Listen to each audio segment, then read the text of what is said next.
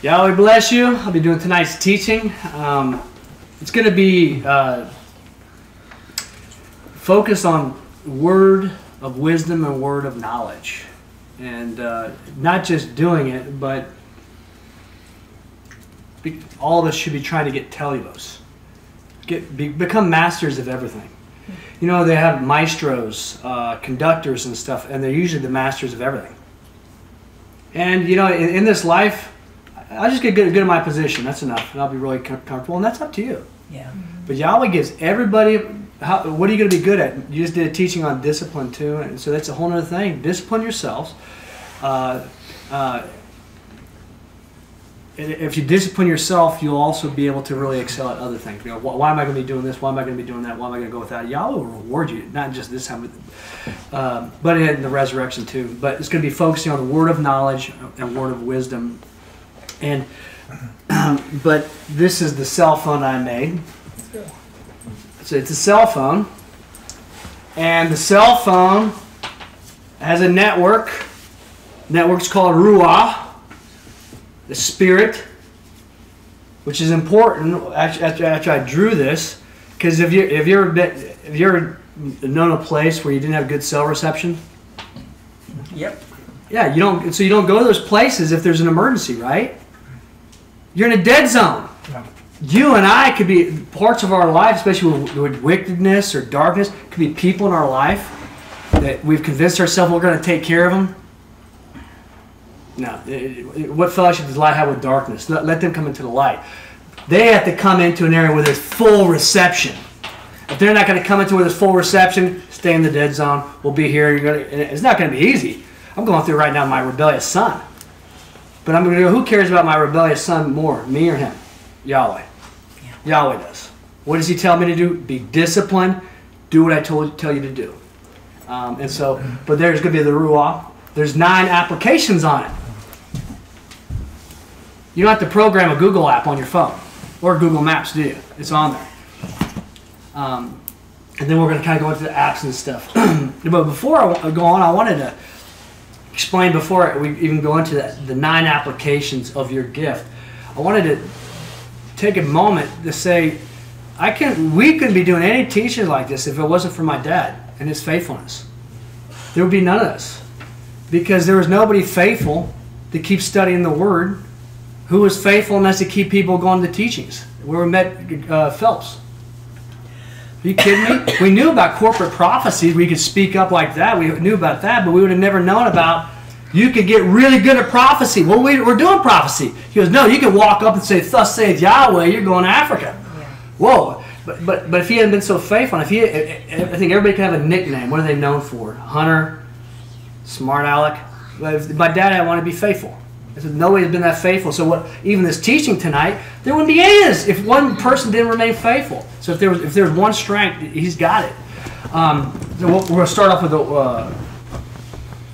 being faithful to 1 Corinthians chapter 14. And we're going to exercise prophecy app.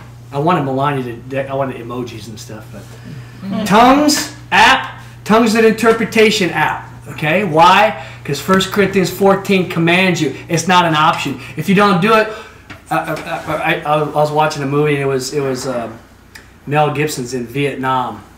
What was it? We were soldiers, and I was talking about they were under heavy fire, and here's Mel Gibson. I think he was a colonel. He gets an order. You get out now, and we're going to debrief you to find out. And he said, they're telling him to leave all of his men. Then regroup, we'll go back. And he told his men, I'll be the first person off the chopper, last person off. And I was telling Rachel this about being bombarded. And he said, what did he say? He said, I disagree. He said something like, I disagree. And Rachel stopped the whole testimony. She goes, do you know how serious that is? That is, you cannot disagree a direct order. Now, in his case, was it justifiable? Yes. Yeah. Covet to prophesy. It's a direct order. Are you doing it?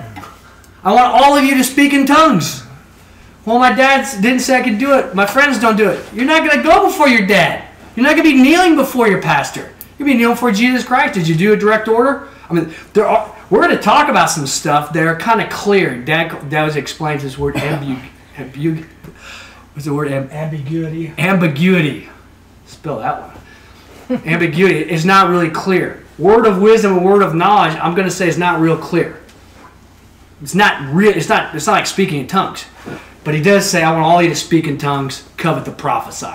That's crystal clear. But Father, we thank you for these words. Sean, would you open with a word of prayer? Sure. We thank you, Yahweh, for these words that you're giving us. We thank you that we have the boldness and the courage to speak them. We thank you that we can be a light shining to others and guide them to do the same through Christ. So we do tongues interpretation or prophecy. I'll speak in tongues to interpret. Liana ukwatiata sanameata sutakut liatana Eliana beatukwayati. Eliana e satake ubakut liana eata satake ukwayati. As you begin each life and as you begin each breath that I have put inside you, lean upon me, trust in my words, look at my word to guide your footsteps, and listen to my knowledge that I give to you in order to impart to you spiritual abilities and gifts in order that you may save the lost and bring people out of darkness into my light. Sakamanchu na te tulis, kamalish na ta, ramaskinya na tush, kamalese na tulis, matutuais, na sunakalashe na to, ramasana kolashe na te. My children, lean on me. Know that I will never leave you. If you stay with me, I will never leave you alone. I'll never leave you just staying up for yourself. I'll always be with you. Amen. A word of prophecy.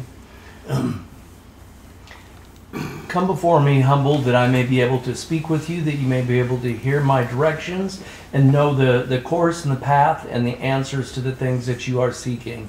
And I call for you to separate the chaff from the good fruit that I have presented and provided for you, that I'm calling for you to increase, to remove the things, the shells, the debris that tries to infiltrate within the word that I have given to you, that it is pure and not with the styrofoam packing peanuts. I kind of laugh as I see that, but all these things that you reach in and you pull the things out that are good, and of the things of this world that you cast away.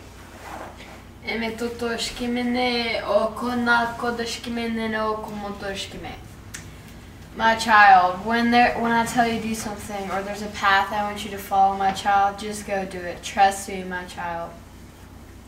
No matter what, it might be very strange, very weird, but my child, just listen to me and trust me, because I will never let you down. Amen. My children, do not be afraid, because whatever you've done, if you've ever done something horrible in your life, I'm always there.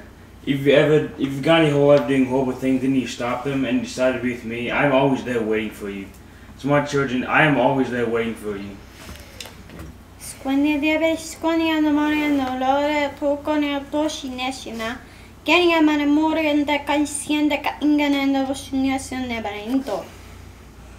Do not reach for the low-hanging fruit, for the low-hanging fruit is rotten. It looks pretty on the outside, but you bite into it and it's black and brown and gross, and there are things crawling inside of it. Reach for the fruit at the top of the tree. It is just ripe. It is juicy and it looks beautiful. And when you cut into it, it's so sweet. Your tongue dances with joy. Each one of you here has brought great joy in my life. I know each one of you. I know your hearts and I know your minds and I know how you carry on in your own thoughts. I am there with me. Never, never forget that I am there with you, guiding you. I am there with you to protect you. Each one of you will trip and fall many times as you learn my word and learn how to walk. Don't be ashamed of tripping and falling. Only be ashamed if you don't get back up again. I am well pleased with you, and I will help you to your feet. Thank you, Father, for all those words. Amen. So we'll turn to 1 Corinthians chapter 12. So the gift is the cell phone. Yeah, everybody has a cell phone. It's the ruah ha-kadesh, Holy Spirit. There's 9 applications or manifestations that are on it. I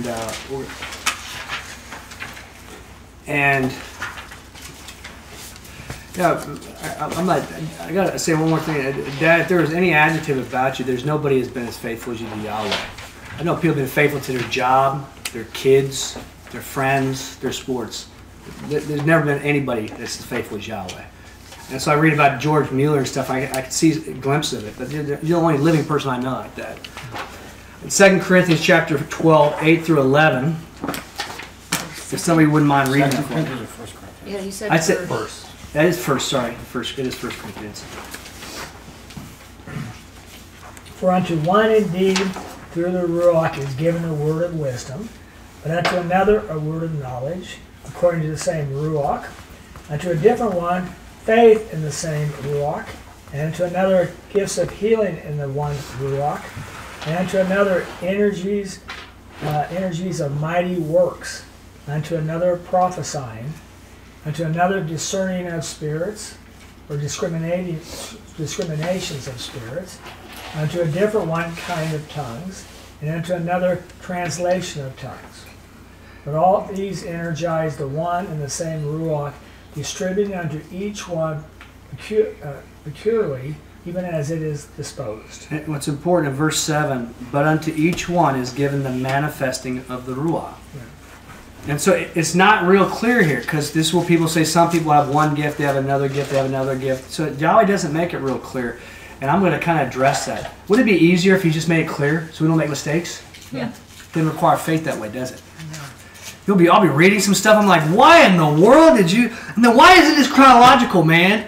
I'm reading Jeremiah. I'm like, then Dad goes, it's not chronological. I'm like, I'm so embarrassed. I just read that book. How did I not know? If it went from this, that's like, well, then that's like us talking about when Ronald Reagan, and after Ronald Reagan was George Bush, and then after George Bush there was Abraham Lincoln. Well, all this be like, that's not chronological. How did I not even know that? And why did Yahweh do that? It's a glory for Yahweh to conceal a man. There's all this. Everybody, this is our audition. I was at a client's house yesterday, and I decided to step on some toes. I said, this life is just a job application. This is a job interview, man. Christ is coming back. What job are you going to have? What are you going to be doing? But word of knowledge, wisdom, word of knowledge. Okay, how many apps in here is this group very good at? Well, I would say there's more than 3 that we're good at. Nobody does tongues and interpretation like this group. There's no children that do tongues and interpretation. A+. At least now according to Yahweh, maybe it's a B compared to what it could be, but tongues, absolutely. What's neat about the manifestation right here, it says different. There could be different kinds of tongues too, not just tongues, but there could be different. Some people could be speaking in tongues in different dialects. Faith. You got a pretty good faith resume, right? With his resurrection, there's a little faith trophy right there, right? Healings, mighty works. I haven't done that one yet. I mean, not to what I would like to. You know, oh, you son of the devil, you'll be blind for a season. Ha ha! Did it work? That's Apostle Paul. You're like, okay. And then discrimination of spirits. I'd say all of us, anybody who's living in light is going to know discrimination of spirits. You can look and go, something's wrong with that person. Mm-hmm. That person looks really light, but there's something not right. That's Yahweh going. That's your app going. Okay. Who in here has one app they use a lot? Have you ever used Kindle before? Are you good at it? Okay. How about Clash of Clans? You ever use the Clash of Clans app, Izzy? No? No?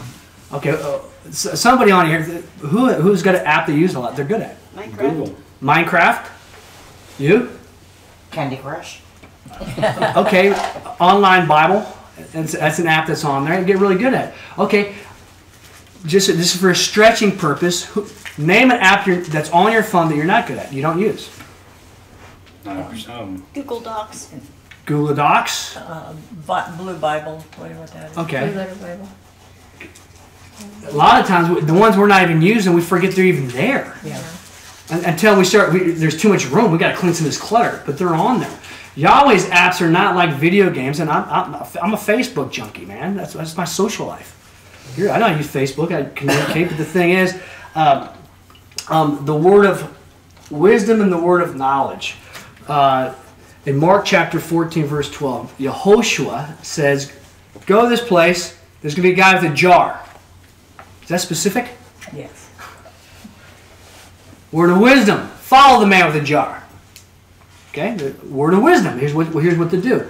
And what I want to kind of focus on tonight is sometimes Yahweh needs to strengthen us by putting us around somebody that's better at something else. For instance, music. I can lead in here, but I could never be on stage. I'm daydreaming of Melania's teaching as I'm playing. That's not a maestro. But when I was going to go see David in Kenya, and he's talking about these healings and these healings and these healings, I'm thinking he's walking up just healing people. And I go, and that's what I wanted to hear.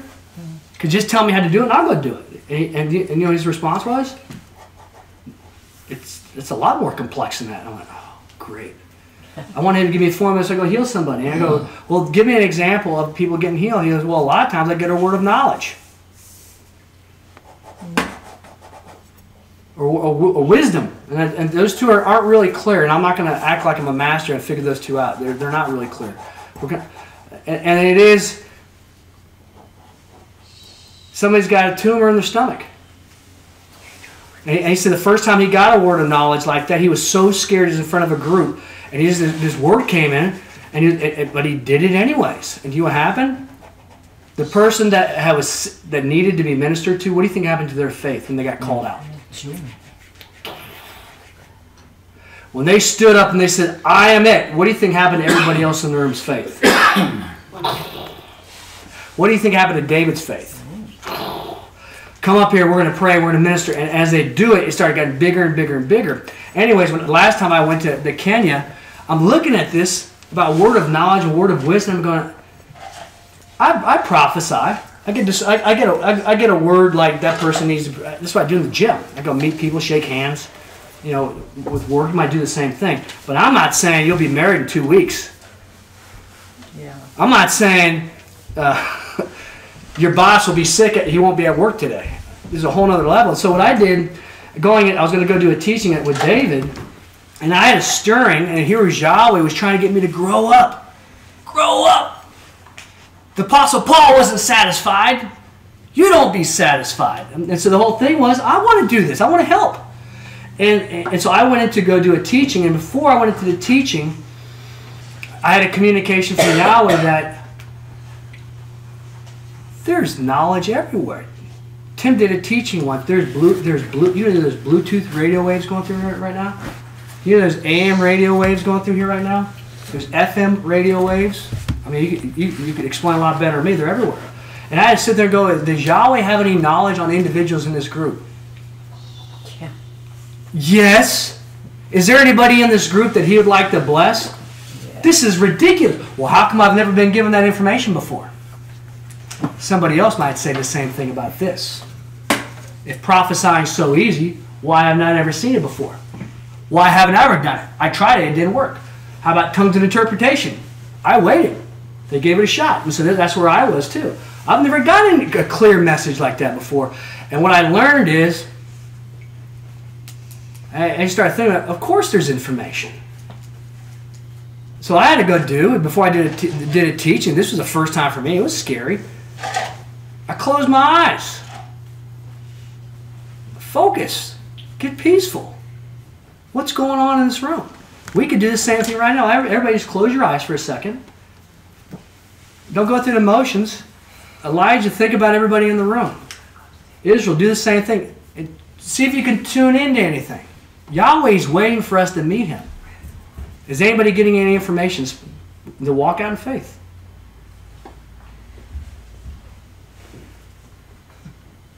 I got one about Tim, about your job and your work. It's going to be fine. Don't worry about it.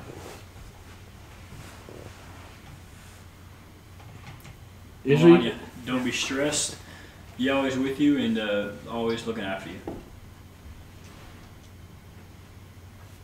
Okay, and this is how you exercise it. This is how we did prophecy the first time. The first time I learned to speak in tongues and interpret, look at the manifestation. Touchdown. See that? that is, you just did it. Well, how come we're not doing more of that? Yahweh's waiting for us to get it. It's the same way. I got all these apps on my phone. I'm really good at Google Maps. I'm good at Blue Letter Bible. I'm good at Instagram. I'm good at flirting, looking for my wife. I'm looking. But there's a lot of things I could be getting better at. And we could be walking. Before you go into Dylan's, you stop and you go, who in here needs your word? And just assume he's got a message. And then he'll meet you the next one. There's going to be a guy with a jar of water. And you notice it, then follow him. Okay, what else? Just do it. Oh, great. Wouldn't it be a lot easier if he explained everything? Turn to Exodus 33. So as I'm thinking about these, so what happened with me is here I'm in front of David's church. It's not my church. And, okay, I think I got something. It is about that much. And it might look like I'm having fun when I'm teaching and stuff. You got to understand that a lot of times that's how I deal with stress. Yeah. Hi! Donna might curl up. I get more excited. I talk faster. But the thing is there's a pregnant woman in here. I'm like, oh, great. And you know how I built myself up? There was no windows on the church. There's apartment complexes. It could be a pregnant woman out there. What if I'm wrong, right? So I wasn't going to say anything, but I did. I said, there's a pregnant woman here. And then I added to it. And he said, Yahweh pointed out that you're pregnant because he's got something special for you. He didn't just bring something up unless there's something special. That's it. Then I went into talking. Then David laughing. Okay, who in this church is pregnant? Nobody sticks their hands up. I'm like, well, you miss 100% of the shots you don't take, right? At least I tried, right? At least I walked out. And if that's all that would happen, y'all would have been, don't worry, you're going to get there. But guess what happened? After a long, awkward pause, a hand went up like this. Not what I was expecting. And then David goes, Aaron, do you know who this woman is? I go, man, this guy here is Africa, man. I don't know. Do you know anything about this woman? No. Do you know her name? No. Did I talk to you about this woman? No. So you don't know anything about her? I go, no. Why don't you come pray for her? So as I went to go pray for her, and I'm like, okay, I got an idea what we're praying about. We're going to talk about the pregnancy and the marriage, and you kind of get an idea. This is exciting stuff. But as I got down on my knees in front of her with the microphone, guess what? It shifted completely. Like today's teaching, this wasn't going to be the teaching either. It shifted to when Yahweh gives you a baby, you got nothing to worry about. It's a blessing. It's huge. It's a blessing. And then as those words came out, I started thinking about Elizabeth's baby was a blessing. Miriam's baby was a blessing, although it was a blessing in disguise. Do you think Elizabeth might have been a little bit stressed if she's 90 years old and have a baby? People died during childbearing. I am 90, or however old she was. Sarah? Huh? Sarah? Elizabeth. John the Baptist's mom. Oh. And so you're going to, but that was a prophecy. But if Yahweh's going to give you a baby, turns out after the whole teaching, this woman did have a baby earlier, a baby whose head was gigantic, it couldn't walk, is deformed. And David had been ministering to this baby for years. This is when I first got to Africa. And finally the baby was getting healed. He could walk around. I forgot what his name was. And so they were coming getting healed.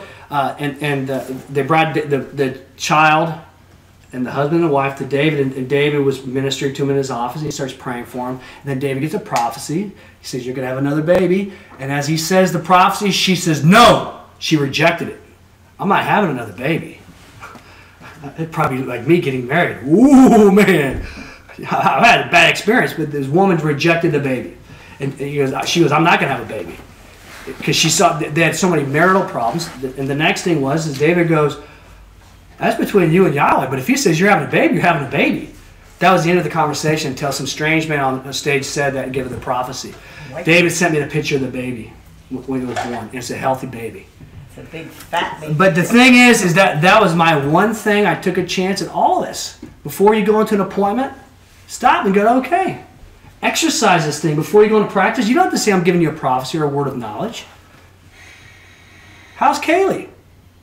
And some of these other things, or you could start speaking these things, then Yahweh's right there with you, and be getting even more specific too. Would somebody please read 33 verse 11? Exodus 33:11. I will. Thank you. Thus Yahweh used to speak unto Moses face to face, as a man speaketh unto his friend. And when he returned unto the camp, his That's attendant... good right there. Now turn to Deuteronomy 9:25. How did Yahweh speak to Moses? Face to face. Hey, wouldn't that be easier if you just give me the message, I'll relay the message, and you know what? Hey, I'm not from perfect, but if I was from perfect, I could be a lot better if you just told me exactly what you wanted. As I was thinking about this, do you know what I was thinking about? This sounds like marriage. People implying, you should know this about me. You know, here's a relationship, or husbands and wives, they're like, you should know. What do you mean I should know? Why don't you just tell me what you want? But wouldn't it be great if Yahweh just spoke to us like Moses? Right? Yeah. Maybe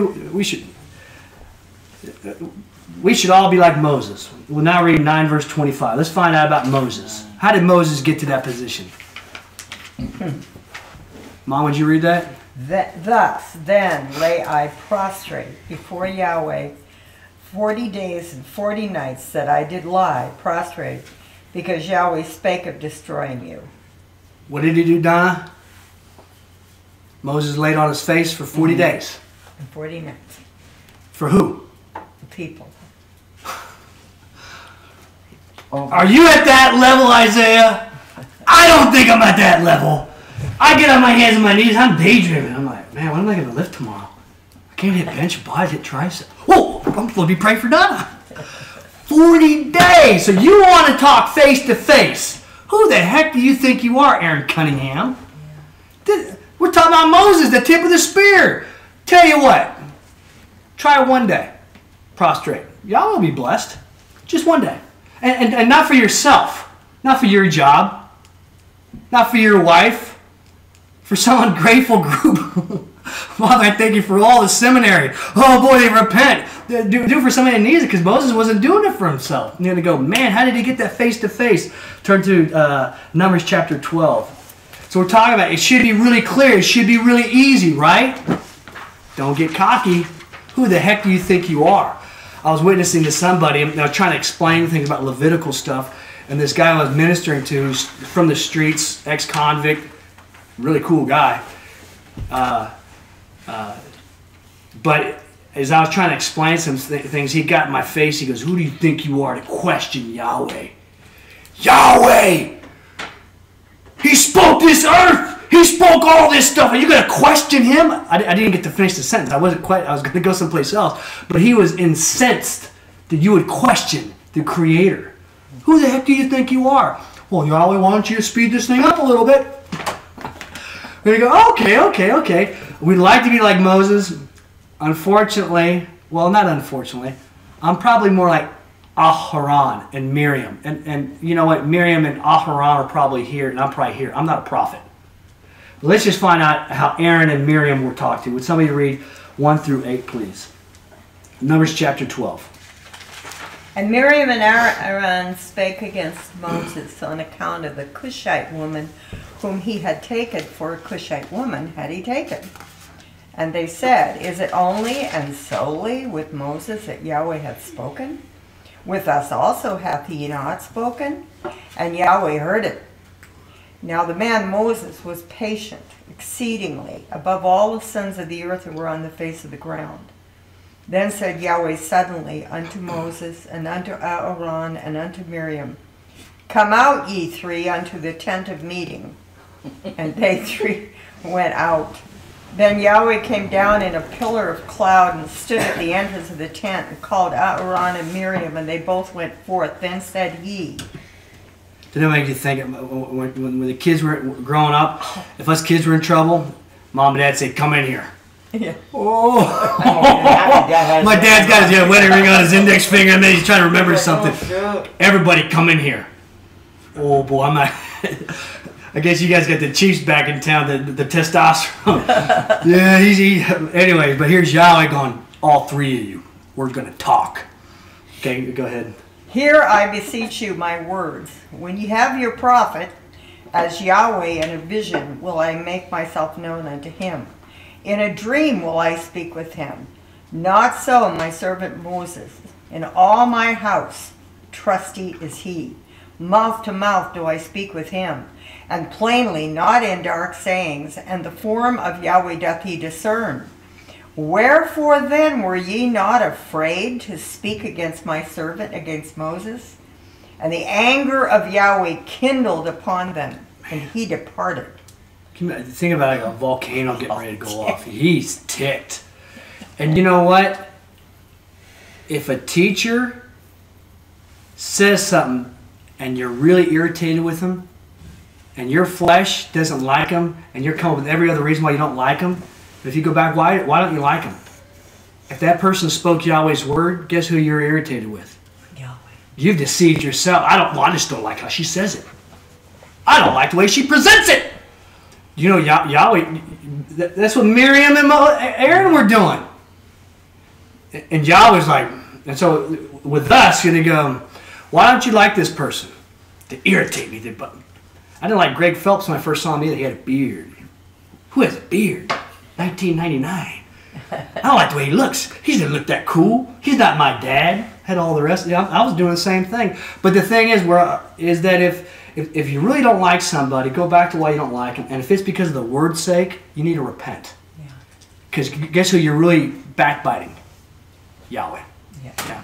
And you're going to go, and in fact, if I was Yahweh, and there's somebody that says they love me, but they won't take my messages if it's from somebody who's obese or somebody who smokes too much, send some more smokers. Get their attention. You know, who the heck do you think you are, possibly?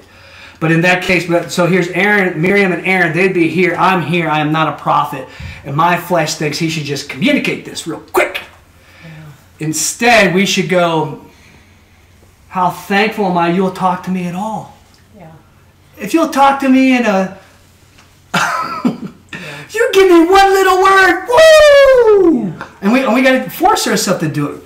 That was George Mueller I shared earlier. He chose not to be envious. He chose to be joyful. And the same thing, if you're going to communicate, just make this easy. And Yahweh's going, just get started, man. With word of knowledge and word of wisdom. You're not Moses yet. All of us would like to be Moses. Hebrews chapter 11, verse 6. So why? Why can't he talk to Aaron and Miriam? Maybe if he could talk clearer, there'd be less rebellion.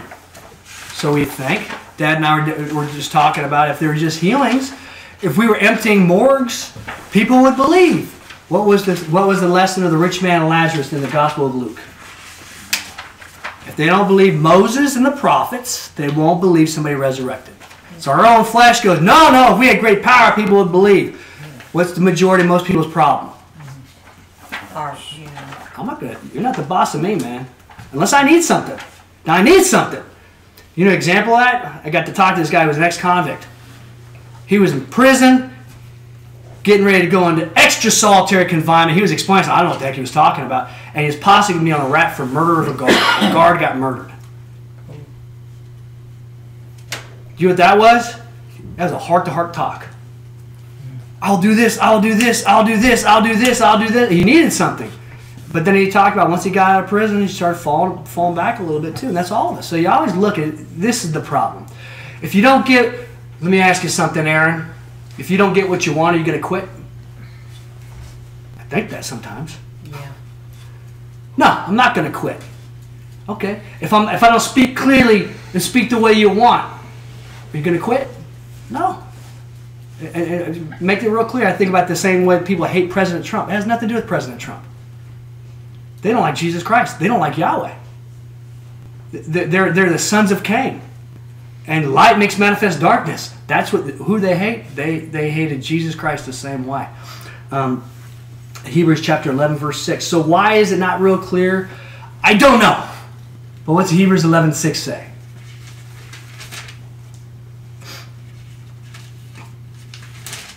Eli, would you read that? But apart from faith it is impossible to be well-pleasing. For he that approacheth unto Yahweh must needs have faith that he is, and that to them who seek him out, a rewarder he becometh. He wants to reward you. Yeah. He wants to reward me. What's your job? make faith. The purpose. Your purpose is to make faith. If my microwave stops making popcorn, guess what happens in a microwave? I get a different microwave. So here's Yahweh go, pursue me. You belong to me. Make faith. Make faith. And we like to think of that. I keep going back to one time in my life. I've been more and more and more obedient. The last 10 years of my life, I've been getting more purified. I'm not Christ-like. But all of a sudden, I was at a point, then I went, are you kidding me? I've been doing so good, so disciplined, this and this. And all of a sudden, something was just thrown right in my face. And I fell down on my hands and my knees. I resorted to the falling down on my hands and knees. I was pissed for a long time. Oh, man! I could have another job. Well, yeah, well, who, Aaron? Let's not talk about it. I could go a lot of different, I got options, man. I'm thinking about quitting my job. And I went down on my hands and my knees. Finally, you don't have to be like me. Go down on your hands and knees quickly. Speak. It says, seek him out so he can reward you. What was my reward? I want to know what the heck's going on, man. And he, speak, Aaron. You kidding me? I've been doing this. I've been doing this. I've been doing this. I've been doing this. I've been doing this. I've been so committed. I've been walking in fellowship and in peace. And then I come home today and a bomb's gone off. This was probably 6 years ago. And I'm like, I just want to know what's going on, man. Just tell me what's going on, right? And then Yahweh's like, so what's going on? And I go, I just figured that the better I got, the easier it's going to get, right? And it was like, Aaron, that wouldn't require faith. Once it doesn't require faith over here, just be ready for him to ask you to go someplace else. Because Jesus Christ is at the right hand. She's not producing faith anymore. It could be, so be ready. He's going to change things up. Peter, if you love me, follow me. Man, like Tim's teaching, he just had the biggest load of fish he's ever had. You want me to quit this career? Walk away from a gold mine here, man. Anyways, Hebrews 11:6. Without faith, it is impossible to be well-pleasing. Get excited. Acts chapter 14. So walk out. You got the apps. Well, then why aren't they being manifested? I don't know. But if you're not at least going to the app, you know what happens if you don't ever go to an app? It's intimidating. Mom and Grandma Mary, my 99-year-old grandmother, trying to do FaceTime, they want to wrap that thing up so quick. And when I recognized, they're uncomfortable. I said, you need to do this more often. She's uncomfortable, you're uncomfortable, you want to get this thing over with. Are you kidding me? She's 99. How many conversations are you going to get left? Yeah. You know how badly you would want that time back because you're uncomfortable? Force yourself into that situation so you're not uncomfortable. Do the same thing with the app. Right now, Yahweh, each one of us, he's got an app that he's wanting one of you, all of us, to work on, maybe more than another. Mighty Works. Man, I don't even know where that app is on my phone. I know it's there. I never even opened the thing up. Acts chapter 14, 1 through 10. Would somebody read that for me? And it came to pass in Iconium that they together entered into the synagogue of the Jews, and so spake that there believed both of Jews and Greeks a great throng. But the unpersuaded Jews roused up and provoked the souls of them of the nations against the brethren. A good while therefore tarried they, using boldness of speech, in dependence upon the Lord, who was bearing witness unto his word of favor, granting signs and wonders to be coming to pass through their hands. And the throng of the city was divided, and some indeed were with the Jews, while some were with the apostles. But when there took place an assault, both of them of the nations and of the Jews with their rulers, to maltreat and to stone them, they became aware of it and fled unto the cities of Lycaonia, Lystra, and Derbe, and the surrounding country. And there were they announcing the glad tidings. And a certain man at Lystra, impotent in his feet, was sitting, lame from his mother's womb, who never had walked. This man hearkened unto Paul as he was speaking, who looking steadfastly at him, and seeing he had faith to be made well, said with a loud voice, Stand up on thy feet, erect. And he sprang up and began to walk about. Okay, Dad brought this up, and as far as we know, this man is not a Jew. There were Jews there. but as far as we know, he's the nations. How in the world could he have the faith to get healed that quick?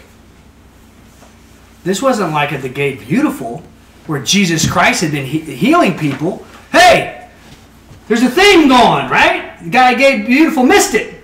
Who the heck is this guy? Don't know. And how does he have that kind of faith? Doesn't matter.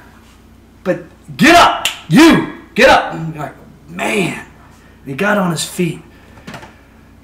I wonder how many, Yahweh wants more people, not so we can have people following us. Yeah. More people delivered by mighty works and power, because his heart breaks for them. Maybe it's going to give him that one shot. Have you ever been bailed out of a bad situation? Oh, yeah. Yeah, so have I. If somebody came through a call at the right time. And I think one thing that we could really get better at is a word of knowledge and a word of wisdom. Was Elijah accurate? How is he accurate? What struck a chord with you? Stress, kind of. Okay, that's good. It's good to give feedback, especially when you're learning something, because he doesn't know. Did you know? Was it scary? It's a rush, isn't it? And if you don't give feedback, I was just obedient. But when you give it back, his face up, your face up, but we got to be working on this word of knowledge and word of wisdom. How neat would it be to be walking at Dylan's before you even walk in there and just get peaceful and say, I want to learn how to do this. Do you think Yahweh would be blessed? You finally want to learn how to use this app. Yeah. Give me a shot. You know how blessed I would be if my son contacted me. He says, Dad, are you busy? Why? I want to learn how to read the Bible and do a Bible study. I would stop everything. What app you got? Oh, no! Get rid of the NIV. Here, go. I would stop everything. If you ask Yahweh, word of knowledge and word of wisdom, we are good at ministering to people, approaching and doing stuff like that. But I'm talking at the next level possibly. And that's where the mighty works and some of the power is going to be. Now, what's important also is, does every Christian have some, faith is really the word aman, which is certainty. Does everybody have some sort of certainty? Oh, yeah. Is everybody gifted in this? No. Right. Not everybody's gifted in faith. Can everybody prophesy? Yeah. Is everybody gifted in it? No. No, not necessarily. But we can get to that. 1 Corinthians chapter 12, verse 31.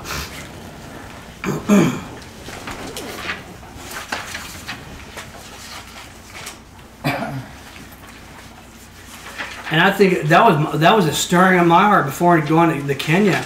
Were these miracles? Either some of these miracles are fake, but if they're not fake, I got a responsibility to find out how to do this. Yeah. And a lot of the healings that David Ramey gets to do, it's a word of knowledge, a word of wisdom. Somebody in here's got a clogged up left ear. Who is it? Who is it? And the awkward pauses. And then if it would have been me, I would have been, okay, that's it. That's good. Anyways, he goes, somebody in here's got an issue. Then finally you see, there you are. Okay. What's going on, man? And then boom, boom, boom. How would you like to heal somebody? Man, would it bless you to pull somebody out of a wheelchair? How about a kid with MS that's never walked? I see one in a wheelchair. Would that make your year to be able to go, what do they need? Well, I just want to pull in the wheelchair. Yahweh will tell you what they need. And maybe it's going to be, here's a prophecy that you can, like Dad says, you can't ever miss with a prophecy.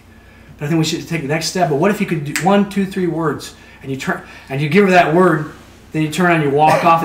As you walk off, Yahweh says, turn back as she's walking towards you. Wow! Wouldn't it be neat to be a part of that? Hebrews chapter 12, verse 31. Would somebody read that? The envious, however, are the greater gifts, and yet is much more excellent way unto you, I point out. Yeah, and so the Apostle Paul says, imitate me as I imitate Christ. And the Apostle Paul didn't say, well, it's a good thing I finally arrived. I'm going to retire now because I've arrived. Yeah. No. It was all a refining process of producing about a relationship with him and Yahweh. Has Dad arrived with you in the marriage? maybe in certain areas, but it's a relationship. There is no, hey, it's 10 years, I'm pensioned now. But here's the Apostle Paul. We should be word of knowledge, word of wisdom with the Apostle Paul. The greater gifts, I'm not quite sure what the greater gifts is, but I'll make a speculation, a guess. The greater gift is probably what's most necessary at the time. But if you've never manifested mighty works in front of a big population, Yahweh doesn't have as many options as he would like. Now this group right here, prophecy, Yahweh goes, I need to give a prophecy to that man right there. We'd be all over it. Somebody to witness about tongues interpretation, no problem. But I'm thinking about some of these other apps that we're not necessarily utilizing. And that Yahweh's going, think about our lives change with individual prophecies. What if one of these other apps, it changes to the whole next level? Yeah. It couldn't. Luke chapter 12, verse 48, but Yahweh has commanded us. We're supposed to be envious, not of our neighbor's wife, neighbor's husband, neighbor's kids, house, or the greater gifts. Who is gifted in the giftings?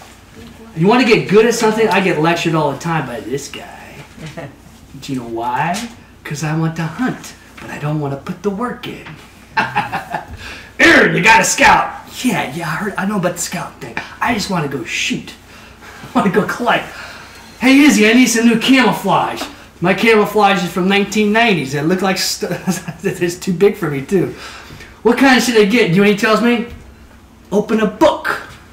I don't want to open a book. I wanted you to tell me how to get it. He goes, earn it. Work it. Exercise it. And I don't want to work it. And that's okay. Because hunting is not that big to me. But these things, is it that big to Yahweh? Yeah. Luke chapter 12, verse 48. Somebody read that for me. I will. Whereas he who had not come to know and did things worthy of stripes shall be beaten with few stripes, and every one to whom has given much, much shall be sought from him. And that's right there. So just the part of that. That's not the only scripture that says that. But whoever's been given much, there's going to be an accountability. What did you do with it? Yeah. Well, I've gotten pretty good with a couple of the apps, and he goes, it's your life, Aaron. Not to condemn me. He's going to go, healings, a little bit, and these other things, and he goes, do you want to start working on them? Same way with Izzy. Do you really want to go hunting? Open up a book. Show me you want to work. And Yahweh do the same thing. Exercise it. Now, we are so gifted, this group, about walking by the ruah. Who needs to be lit? Stay away from certain people, right? This person needs help. They need to be prayed for, but be ready for the next level to go, no, before we even go into it, going to go, I'm giving somebody a word. Yeah. Well, maybe Yahweh doesn't have a word. Stinking thinking. Yeah. I like to think about prophecies. Well, maybe Yahweh doesn't have a prophecy for him. We wouldn't say that, would we? But people that don't prophesy, well, maybe it won't be there. Maybe he doesn't have a prophecy. You're saying that Yahweh doesn't have a word for people. Yeah. These are his children. He wants to speak to them. And here's somebody's heart. He wants to encourage them, edification, exhortation, and comfort. Of course he has it. Does Yahweh want to show how big his muscles are? Absolutely. You walk into a Dillon's or something, just be ready to turn on your app. Open up your phone. Wisdom, knowledge, mighty works. Where are they? I have no idea. They're there. Well, I got them ready. And humor them. Get peaceful. And then be ready for the next thing. And then watch. Sometimes it's not going to be there. Prophecy's like that too, isn't it? Yeah. Just tell me what to say. I'm not going to tell you what to say. I'm going to say that person needs it. Oh, man. Then as you walk out, the words will be given. You'll go, I know I need to minister to that person. Just tell me what I need to say. Now, and then as we get better, we'll be pursuing the greater gifts. We have been given all 9 applications. Did King David have all 9 apps? Yeah. What'd you do with them? Well, I got really good at 2. I got good at Clash of the Clans, and I got good at Facebook. Okay, what'd you do about you fill in the blank. Yahweh, we thank you for your word. We thank you for encouraging us. We thank you that you are more desperate to speak to your children than we are to hear. You are more willing to give than we are to receive. The healing and your word, even when we consider some of these things that put pressure on us to do more, Romans 8:31-32 says, "What then should we say to these things? If Yahweh be for us, who should be against us? He at least his own son did not spare, but delivered him up. How shall he not also with him all things upon us favor bestow?" That's your heart towards the body of Christ. So we just thank you for revelation on how we are to walk at the next level to glorify you, not ourselves, and at the next level of our relationship with you and your Son. And we thank you for these words. Do not be fearful, but speak. And as you speak, you just trust me. Just start speaking. I don't care if you stutter. I don't care if the words don't make sense. I am so good that I will get good stuff in there. I can see it like a garden hose, and rocks are shooting out, and you're turning on the hose to help somebody. It's the first time doing it, and there's spider webs coming out and little things, and you're thinking about turning it off because you're being embarrassed, and Yahweh wants you to know, don't. I will get good stuff through you, and the more you do this, the better you'll get, and there'll be less cloggage and less things in that hose. I got wonderful words and things. Exercise these things, and don't. And rely on me, because I'm that good. Amen.